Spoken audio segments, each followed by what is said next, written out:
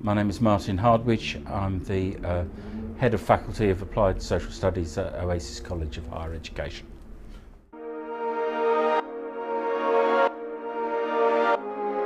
Yeah, I'm not even sure you'd give it the title of career path. I started as a junior school teacher, trained in painting and sculpture back in the 70s, and then through a whole set of circumstances, which is a very long story, ended up working for a Christian drug rehab in Hampshire, and from there went to a housing association, Portsmouth, and from there I guess entered the first thing that had anything to do with training and supporting youth workers when I worked for Frontier Youth Trust, and then 10 or 11 years ago I ended up at Oasis College. I mean, at school I thought I was going to be an architect, but hey, I was too idle and didn't get the grades, so went for teaching, and in those days you did 3 years and got a certificate, and I went to teach, and that's what I thought I was going to do. I was going up through the scales. The next thing was going to be a deputy headship, and then sort of 4 or 5 years down the line a headship, and on from there. I didn't have any concept of what I'd be doing. No, it's just but once I'd left teaching and started in the Christian voluntary sector, you just go with it. I think I just had to. In the end, just things rolled on and opportunities came up, and you decide whether to take them or not. So it's not really a career. I don't think it's not a high-paying gig, so you don't plan to make a stack of money and then retire. It doesn't work like that. So, yeah.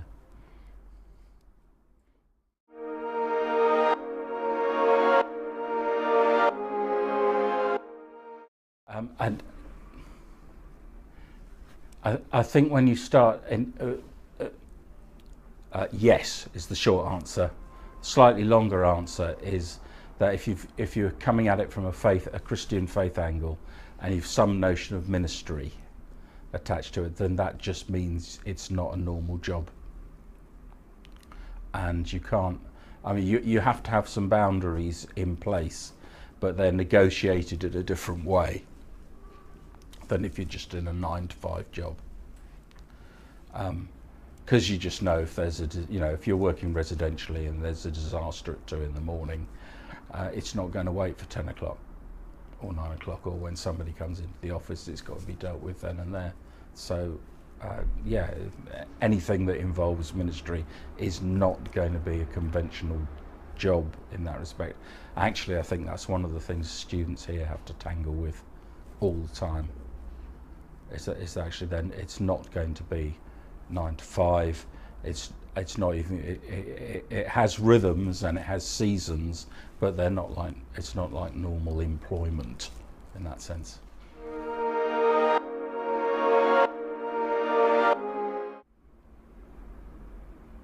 Not necessarily. I mean, I guess it leans towards activist people. But no, not necessarily. I think but it is an attitudinal thing, I think, and my wife is in ministry also, and so we've had to negotiate how that works, and it doesn't really work in a conventional if you're coming at it with a 9-to-5 job attitude, it's not really going to work. You can find because you end up fighting the process rather than developing a rhythm and a way of working within it. I was so done when I started, and so green. And the first voluntary organisation contract I ever signed said hours as necessary. So I would be a little more controlled about it then. I think genuinely quite a number of students, and you find yourself working in organisations which, with the best will in the world, haven't really actually worked through everything that they should have worked through as yet. So you have to take some responsibility for trying to sort that out and to making sure that it gets sorted out. You have to, the thing I would encourage students to do every time, and it's part, for me it was it's been part and parcel of the course to actually have a professional mentor. You just have to do that. Whether you have to find somebody outside or whether you can do it amongst your peers, it's fine, but you need that sort of outlet. And initially in my first job, it was a bunch called Frontier Youth Trust who came alongside me at that point. That was a lifesaver for me to actually and it wasn't that they had all the answers, it was just somebody else who understood the issues. So that to me has been absolutely core. Find yourself somebody you can talk to who understands the issues and will not give you smart answers.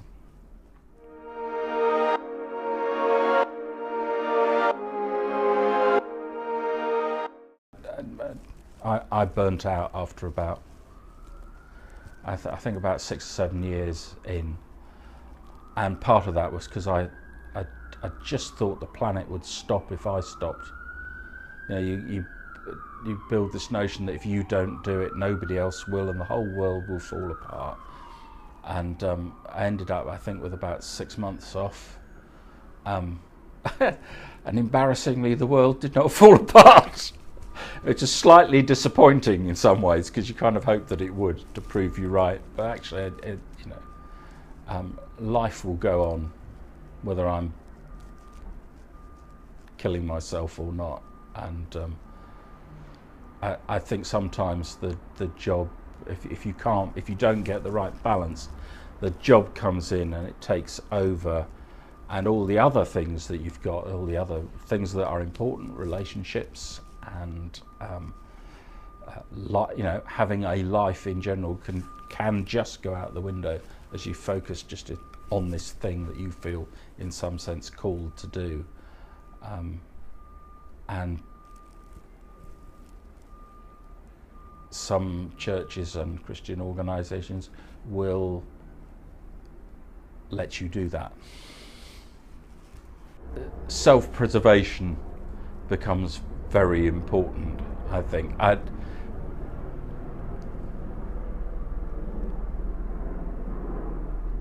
think sometimes students will treat themselves, students and workers will actually treat themselves in a way that they would never treat the young people they work with. So they will look after, they will spend themselves looking after them, looking out for them, and rightly so. But they don't do it for themselves. And you try and say to people, well, that's not terribly good as a role model. But it's easy to do. Yeah, no, it's about treating yourself well as a human being, and modelling that, because that's actually what you want young people to do. You want them to have some notions of self-esteem, some understanding of themselves as an emotional, as a creative person. The best way to do that is to model it.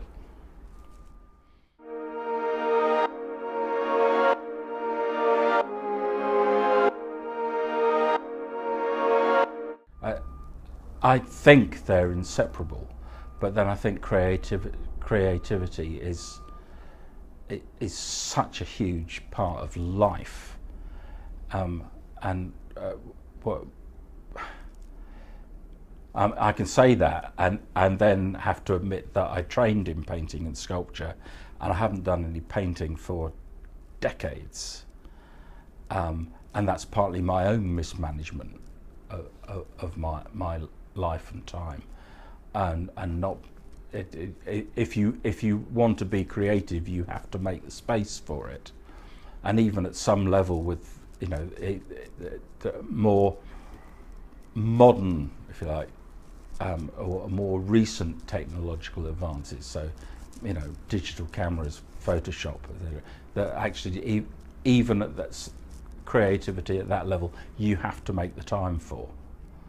And I'm, you know, the first person to admit that I'm really bad at that. But it is absolutely essential and absolutely core. It's part of who we are. If you wanted, in a Christian sense, to talk about being made in an image, the image of God, the essence of God is a creator. So creativity is at the heart of all of it. And I do think that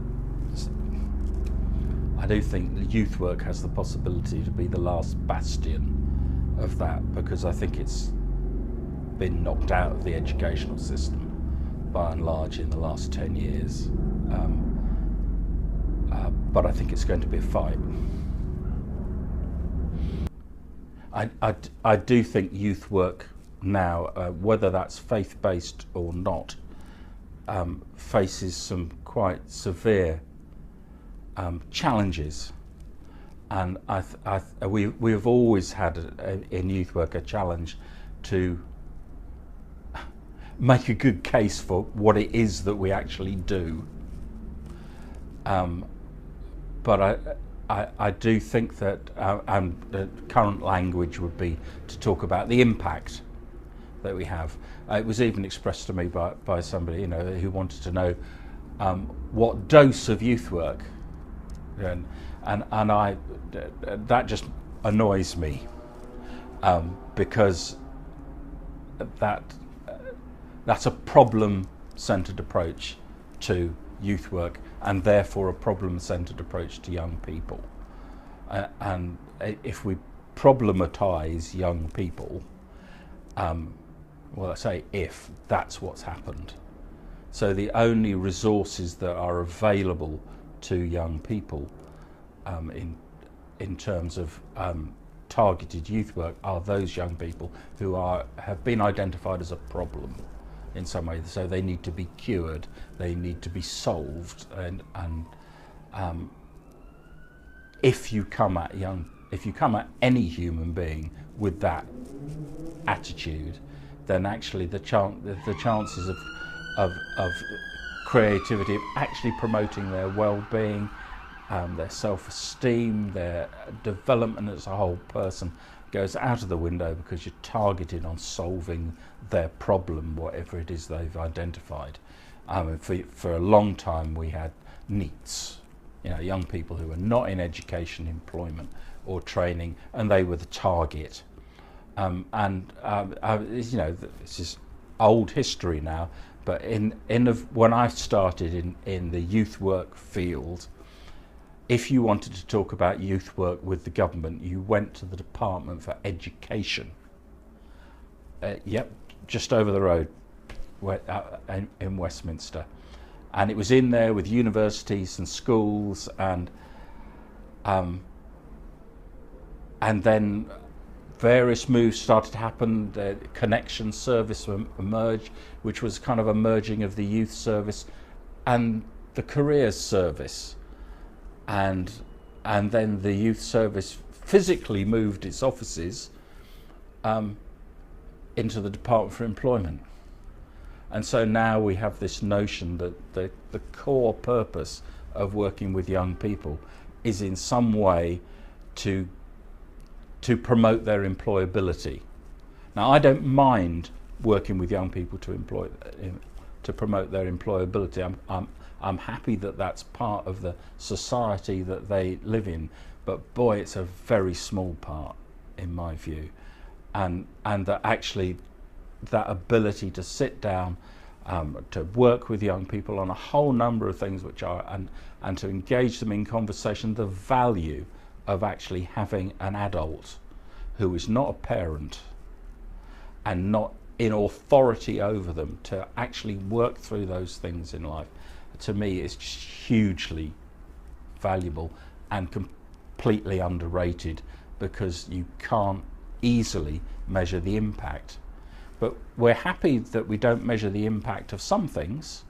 We don't actually go out and measure the impact of playgrounds. or museums, because it would be really, really difficult. But we seem to think that you can do that with youth work, and actually it's really, really difficult. When I worked in drug rehabs, people would come and visit the project sometimes, and they would say to you, "So are you a success?" And the answer is, when do you want to measure it?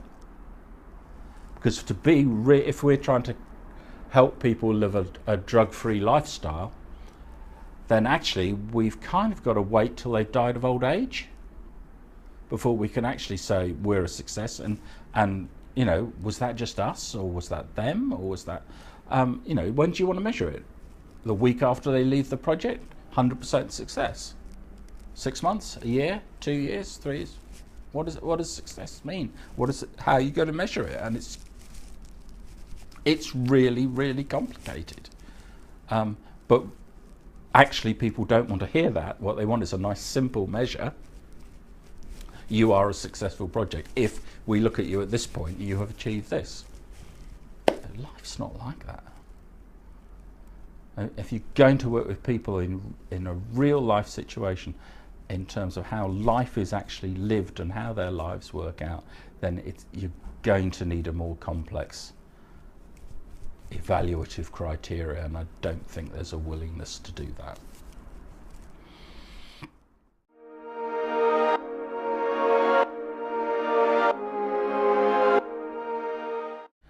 I think in terms of national provision in terms of youth work, we need to get, if you're not careful, you end up thinking that the way the UK does it is the way everybody does it. And rightly or wrongly, you can. I mean, we have certain documents that come out. So we've had a document in England called Positive for Youth, which is pretty much doesn't mention youth work. Whereas those bits of the UK which have got their own national assemblies have actually got youth work policies. So whatever purists might, I'm sure people will critique them, but the Scottish National Assembly has got a youth work policy, and so has the Welsh National Assembly. It's a question of how much value people see in it, and it's a question of the results that you want. And I think that if you were to look outside the UK at some of the other European models, so Sweden, for instance, still has a youth work service which is there for young people.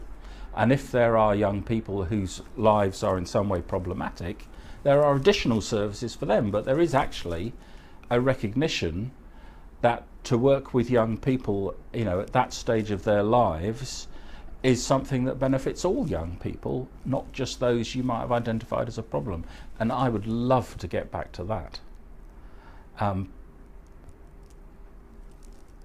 But I'm not very hopeful. If I'm honest, that's what's going to happen. I think we've developed the National Citizenship Service, and in some ways I haven't got a problem with that as part of a provision, but it's rapidly becoming the only one.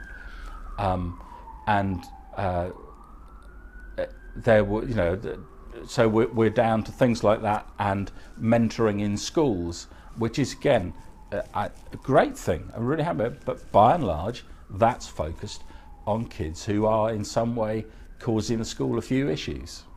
They weren't quite fit. Well,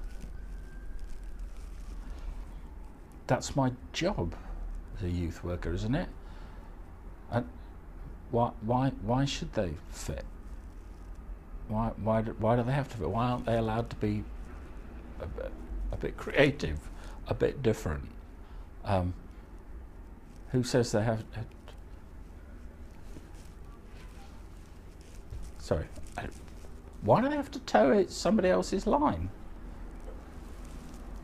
I mean, it's nice and tidy, but it's not. It's a bit dehumanising, to be honest. So I'm all for a bit of stroppiness myself, both from the young people and from youth workers. In fact, I think it's key. You know, I would hope that any student coming out of this course has got a degree of stroppiness about them that challenges stuff, that goes, well, why do we have to do it that way?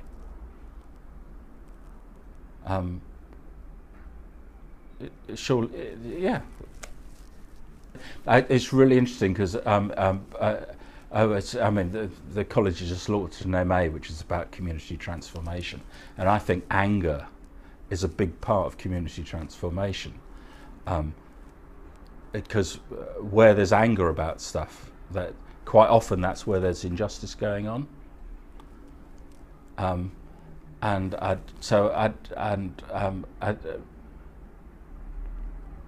At one level, it's going to sound a bit radical, really. I think that anger is to be encouraged and worked with, and not just buried. Burying is about the worst thing you can do with it. A few years back, there was a little French, a little booklet that was written in France called "Time for Outrage," which was it was about that very thing, saying, look, in society all around us, all this stuff is happening. Why are you not? It was a French resistance guy writing it, basically to a younger generation. Why are you not angry about this? I admit, I'm the first to admit, I got through university without being angry about anything, and I pretty much got through the first few years of teaching. It was only when I'd actually been working in the Christian voluntary sector for tertiary years that I really started to get angry, and I still am. There's so much stuff that happens and goes on, and we just sit and take it, and it, you know, some of the things that we've as society have come to accept, you know, our National Health Service, the fact that if you're unemployed you can get you can get benefits, and that basic phrase that's not used anymore, social security, that notion that you can be secure in a society whatever your circumstances. If you trace the roots of that back, it came from a bunch of, all right, they were at university at the time, so they were quite privileged people, but it came from a bunch of stroppy students. You know, and you get the settlement movement in, and we've still got traces of that. And out of that come people like Attlee and Bevan, and the movers and shakers who changed the face of our culture and our society. And I think we're seeing those. I think we're seeing those things being lost. We're changing the language. So they used to talk about national insurance, and yeah, we still have to pay that. But the idea was you paid into it. The work as a worker, you paid into a pot which enabled yourself and other people to be socially secure when stuff went wrong. Radical is a misused word. Radical is a root.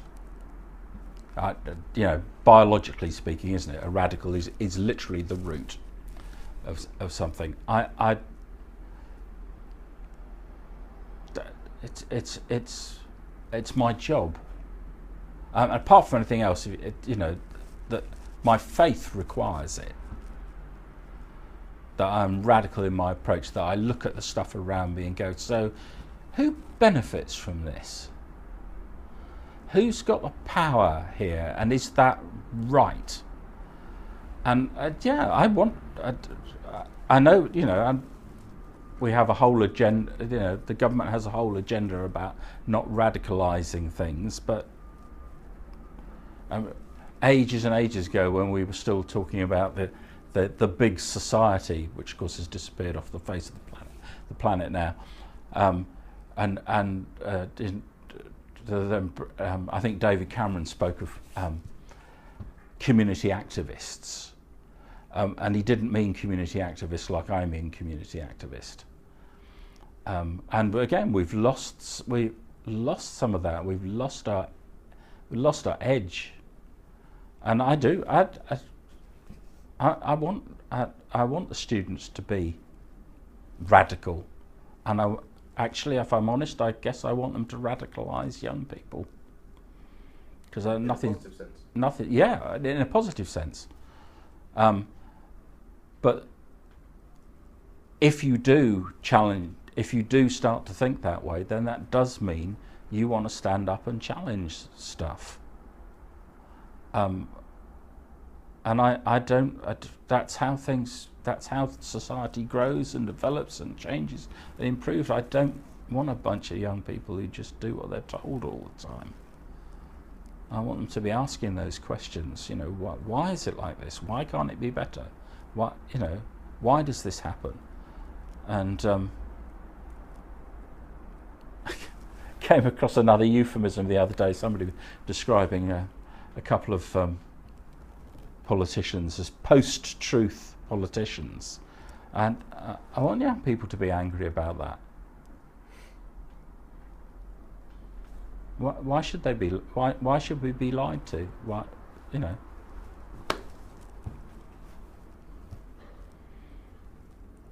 I want, it would be my dream for students coming out of the course that they still have some notion that they might change the planet,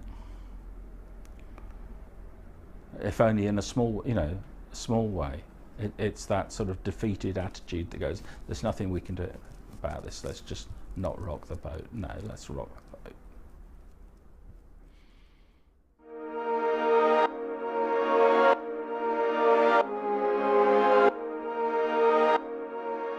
Yeah, there are two. Off the top of my head, there's the graduate of the BA program who's currently working with a voluntary organisation project, working to rehouse and resettle young offenders, and who has dreams about how to replicate that project and do the same thing elsewhere. I think she wants to populate the planet with versions of her project that she's working for. There's the MA graduate who's developing a network which is about equality of young women in society. There's the graduate diploma graduate who's had her academic paper published on ways of working with young people to get them politically engaged. Another BA graduate who's now finishing their MA but has got a whole ecological side to engaging with, engaging young people in city settings with green issues and city farms and things. So there's I could go on.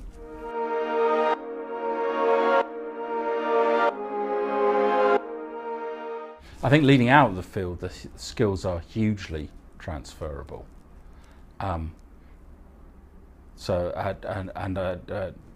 Because the focus is about human development, human learning, so it's transferable into a whole range of skills. For me, I think because of what's happening with youth work out in the real world, the skills are transferable. I suppose what I want students to be able to do is to, in the midst of that, hang on to the core values that they've come to understand about working with young people, because I think the pressure is on to work to different agendas. And the people controlling the checkbooks set those agendas. And I think that as, our present political masters have decreed that we should be in a time of austerity, and that means that non-essential services, whatever they are, get cut back. And I think it also means that in the voluntary sector in churches there are going to be less jobs available, and those jobs, and when that happens, there won't be youth work jobs, there'll be youth and children's jobs, or youth, children and families job. There'll be more generic posts, I think, and I think there'll also be I think there's a growing tendency, so there've been a number of faith-based courses that have developed recently who've not gone down the JNC route, so they've not gone down the professional accreditation for youth workers. I find that interesting, slightly unnerving. Why would you want somebody who hasn't been trained, why would you let somebody dabble with young people's spiritual development when they don't necessarily know what they're doing? That sounds to me like a recipe for the worst possible sort of disaster. But I think that's a tendency that shortage of money and things produces. Because I think the days when when there was a big, the days when there was a big statutory youth work service, for instance, running youth centres with council-employed youth workers, that has gone. Where there are still youth centres, they're being run by voluntary organisations contracted in. So that particular notion, I think, has gone, and I can't see it coming back. So it's a voluntary sector job, and there's the chance, I think, to be quite enterprising and creative in terms of projects that people can set up. There are certain things that are wanted. So mentoring in schools, for instance, is clearly an area where, and there are a number of projects who might have a professional at the top, but are actually pulling in unqualified volunteers to mentor young people. I'm not necessarily certain what level of qualification is required, but again, really, you're going to let people engage with young people's emotional stability and development who have no knowledge of what they're doing? That doesn't sound like a good idea. I think the skills that we're teaching are transferable into all those situations, but for me the core is still that at the centre of what we teach here about youth work is a core set of values about what young people are worth, and how to work with young people, and about empowerment, about the fact that it's not that young people engage voluntarily, all those sorts of issues, and I would want students to be able to hang on to their integrity as far as those values are concerned, wherever their transferable skills take them.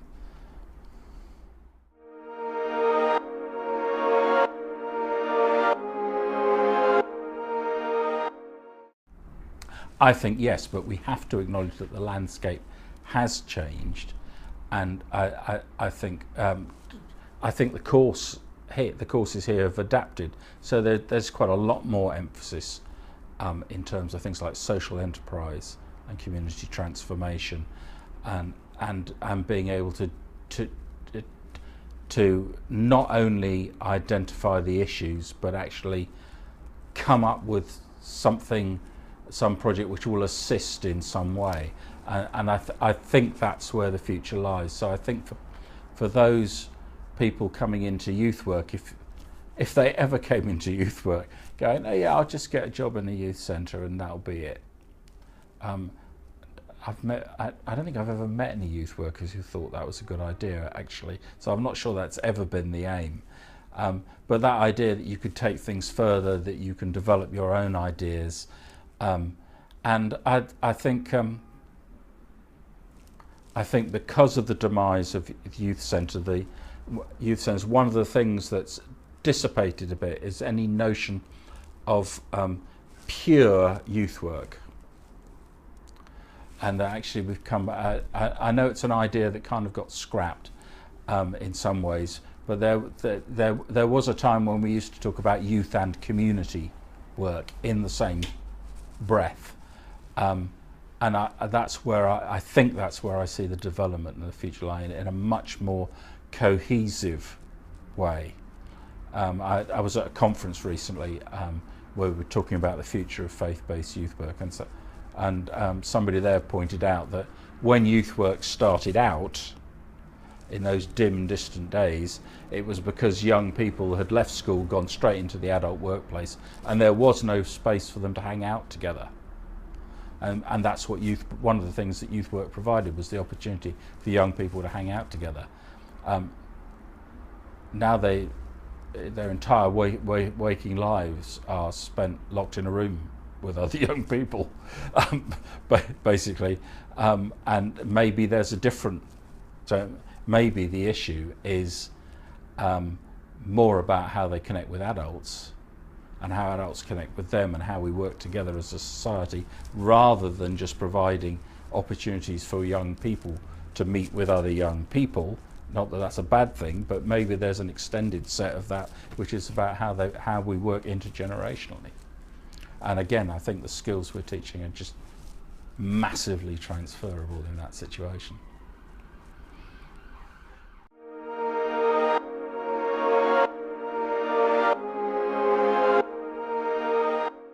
I think the notion, and we have arrived at that split of degree courses, and part of that is because, of course, the youth work one carries the JNC, which is the professional youth work qualification, and it's not a qualification that applies to children's work or even work with adults, although when you look at the set of competencies that underpin it, they're completely transferable. So this notion that you have to work, that they're age-based degrees, really, aren't they? If you look at it, there's the children's one, there's the youth one, and then there's the sort of work with church, which is almost like work with adults one. I'm being very artificial there. I know that the staff team would take me apart for this at this point in time. It's just saying it's really not that simple. But why? Why age-based? That's the way. It's because it's the way our education system's always worked, and the way society is consequently structured. Doesn't, and actually it's very often the way church work is structured.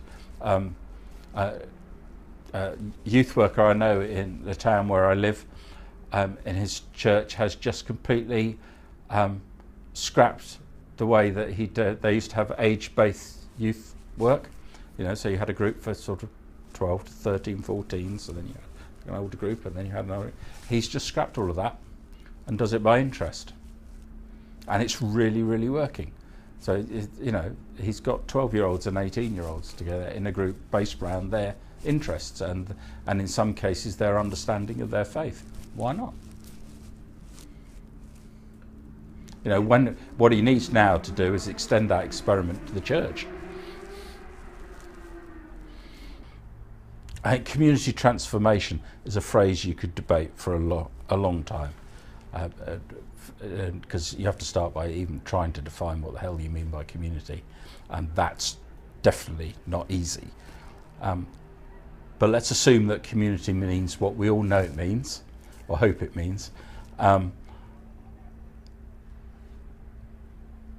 think we have to be really careful on the implication that you bring a worker in and they transform the community.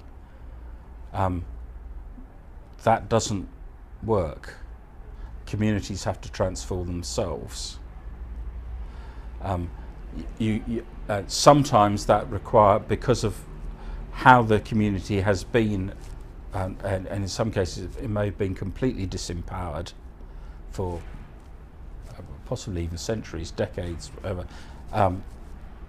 You may need somebody to come in to help that process start. But ideally, whoever that person is, they in effect do themselves out of a job. That's what good community transformation work does. It enables the community to transform itself. Like a conveyor belt. You start it going and then it... Well, all right. I wouldn't see it like a conveyor belt. My metaphor would be more like a flower. Basically, more like a plant that's growth has been stunted, and you get in there and you help it to grow, and eventually it stands on its own 2 feet. Well, clearly not if it's a plant. I'm now mixing metaphors like mad. The community stands up for itself with its own level of self-esteem, its own level of belief in itself, and its own commitment to be active for itself. And at some level, that, you know, whoever the worker is, they can go somewhere else at that point in time. That to me would be an ideal. And really, in some ways, youth work is the same. I mean, in an ideal world, youth work would be bringing on its own young leaders. Is it? It is in some places. That work is possible, and some projects are committed to working in that way. Yeah, not all, but some.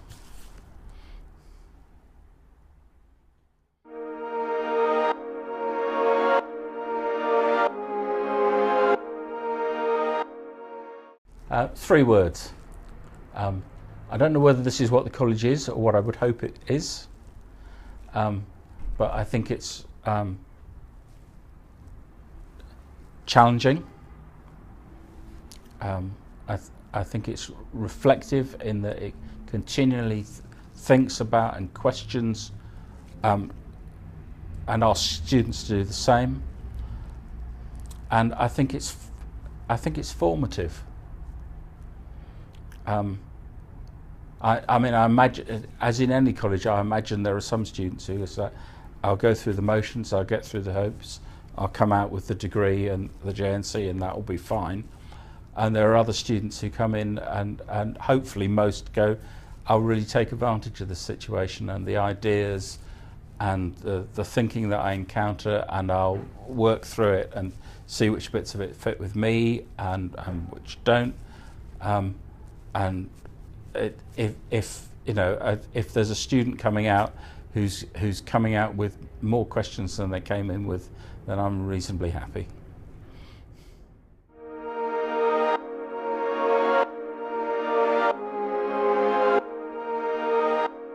At the heart of youth work for me is this notion of informal education. And truth be told, everything that's really, really important in our lives we learnt informally. The way I normally illustrate this to the first years is to ask them how they learnt to kiss. And most people immediately jump to girlfriend, boyfriend, teenage, but actually that isn't where you learn. And by the time you come to college, most students have a notion of appropriate kissing. They know the difference between the Hollywood air kiss, the slightly withdrawn kiss to the maiden aunt, and the full-on snog. And they know which one's appropriate where, because if you don't, you get arrested. They did not learn that in a classroom. Nobody sat them down with a book and explained to them. They learnt it informally, and that's actually where we learn most of the really, really important stuff about life as it's lived, and relationships and how they work. And actually, if you lose that, you just end up with a bunch of people who can't function.